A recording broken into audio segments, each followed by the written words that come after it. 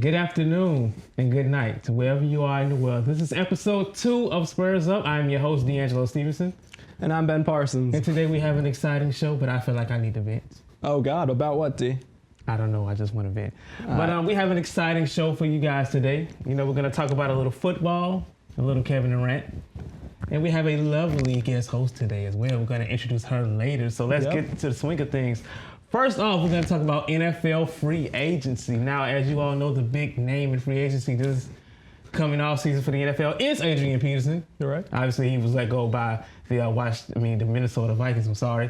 And my question is to you. You have other names like Alshon Jeffrey, Colin Kaepernick, Tony Romo. The list goes on and on. Darrell Revis, Jamal Charles, Brandon Marshall, who was shockingly released by the Jets, and DeMarcus Ware, just to name a few of you guys. So where do you think these guys can go, or whether you think they can land, and how will they make an impact for their teams? All of them at once? Well, not all of them at once. I was going to say. But Adrian Peterson, he could go a lot of different places. But first off, did you see that news reporter who accidentally interviewed Adrian Peterson and didn't know it was Adrian Peterson? Yeah, Adrian was so calm. I know, he was like, perfect. I mean, it was like, are you kidding me? Yeah. But Adrian Peterson, I could see him going to Dallas. I mean, it would kill me, but because I'm a Redskins fan, so him and Zeke would be astronomically good. But I could see him going to Dallas. I could see him potentially re-signing with the Vikings. And I think a sleeper team is the Packers. The Packers need a running back. And if they got AP with Aaron Rodgers, they'd be Super Bowl contenders every year. Yeah, that's exactly. But there have been reports that he may go to the New York Giants, and of course that's Austin's favorite team, and they're also in your division as well. But there are a lot of places he could go. Like you said, the Dallas Cowboys. I don't think he would go to Dallas only because they have Alfred Morris, and I think him and Ezekiel Elliott are just a good fit together. But, I mean, they didn't use Alfred Morris that much last year. They barely used him at all. So, I mean, Jerry Jones has publicly stated that he wants Adrian Peterson, and Adrian Peterson is from that area. So, I mean, I think it's definitely possible that he could go there. Do I want him to? No. But I think looking at more of these names on this list, there's a lot of wide receivers this year. Exactly. I mean, there's Alshon Jeffrey, there's Deshaun Jackson, there's Pierre Garçon, there's Brandon Marshall now. I mean, you can go down the list, and all these teams absolutely need wide receivers. Exactly.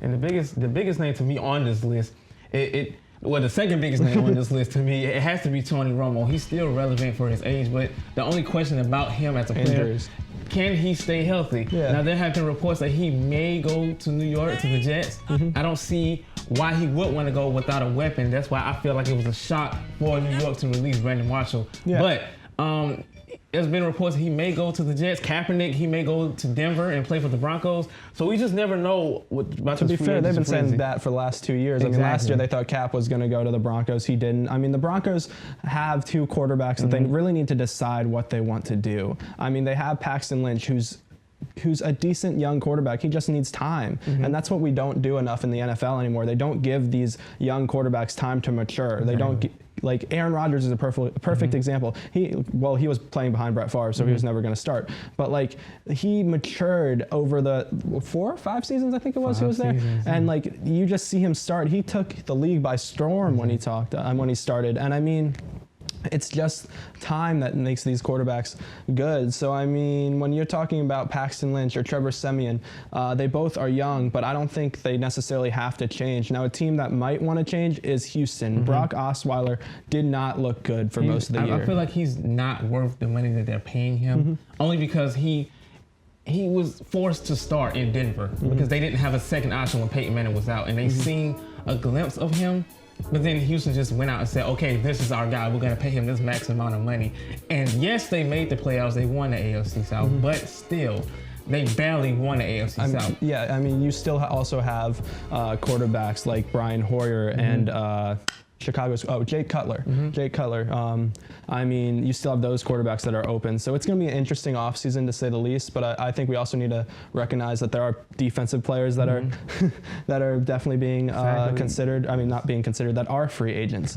Like you have DeMarcus Ware on Denver. He played for Denver last year. He could be going back to Dallas, and that's scary because Dallas needs that pass rushing attack back. And once they get that, they should be unbeatable. I mean, yeah, unbeatable. I mean, you have a great offense, took the league by storm last year. You also have a defense that was improving every week. So I mean, if they could get that pass rush back, it would be great.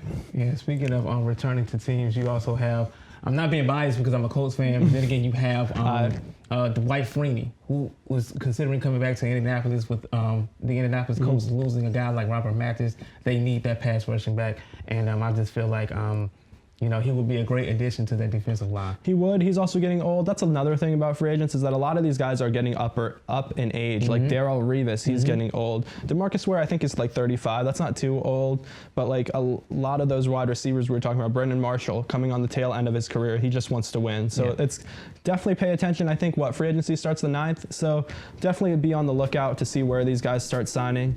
Yeah, that's it for this segment. So we have a very special guest coming up. We do. She's very, very lovely. And when we come back, we will introduce our guest host for this week's episode.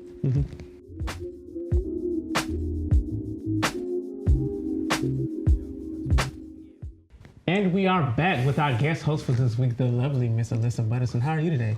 I'm great, Dee. Thanks for having me on today. I'm super excited to be talking about something as big as the Kevin Durant issue right now. As most of you know, he suffered an injury last week against the Wizards, and the Warriors took a loss that day too. He is out now with a grade 2 MCL sprain and a tibial bone bruise. He's expected to be sidelined for at least 4 weeks until they reevaluate him. So when you talk about Kevin Durant, I feel like the media is blowing it out of proportion. The Warriors, they have a second option. It's their original option they had a year ago. Without a doubt. I mean, the Warriors are a stacked team. They're still, in my opinion, like the best team in the league. They're better than Cleveland even without Kevin Durant. But like, it is a huge blow because on the defensive side of the ball, you're losing a guy that's what, 6'8"? He's 6'8", right? Oh, 6'10"? 6'10". You're losing a guy with that wingspan, and I mean, you can see it. That's why they lost to the Wizards. That's why they lost to Chicago, I think, last night. Yeah. So I mean, the whole thing for me is when is he going to be healthy? Because he could be back in 4 weeks, but he's getting but I don't think it's going to be that because that injury is specific and it's a tough one to rebound from. Yes, the playoffs aren't until 6 to 8 weeks from now. So when you have that injury, you need time to recover, and hopefully for the Warriors, he recovers by the second round of the playoffs, but we just have to wait and see. Like I said about it, I feel like it's not a big deal only because Kevin Durant is just an extra piece. They really didn't need him. It was his decision to come to Golden State. Like, if they literally have the same lineup they had a year ago, they should be perfectly fine in the regular season. In the playoffs, they lost 11 games. They lost 11 games quicker than they did last year. You know that they lost 9 games earlier than they did a year ago, which was in April. To be fair, this team has also been the earliest team to clinch a playoff spot ever. So, And just a fun fact to throw in there: Kevin Durant really doesn't suffer many injuries, but the last injury he did actually sustain was the last time that the Warriors played in Washington last November, 2015, and he suffered a left hamstring strain and missed the next 6 games. Man, what's up with your Wizards, man? They just it's because KD didn't choose to come back to his hometown. He chose to go he chose to go get a ring, and I mean, it hasn't. Hopefully, it works out for him. I mean, he has the best opportunity to, but I mean, maybe it's just karma because he didn't come play for his hometown team. Voodoo Washington Wizards. So now we'll all just hold our breaths and hope that Kevin Durant will be able to return for the playoffs and help the Warriors out. Just don't. Or not, because I kind of would like them to lose. No offense. The Clippers, okay? I'm a Heat fan. I'm not on either of y'all sides right now. That bottom of the Eastern Conference. Hey, they had like a 10, 12 game win streak? 13, that's what it was. Shout out to Hassan Whiteside. We love you, Hassan. And we'll swing over to our Players of the Week. Our successful Player of the Week happened last night against the Portland Trail Blazers. Taj Gibson of the Oklahoma City Thunder. A Hail Mary from half court. During halftime. It was from the 3-point line of the other thing. It was a heave.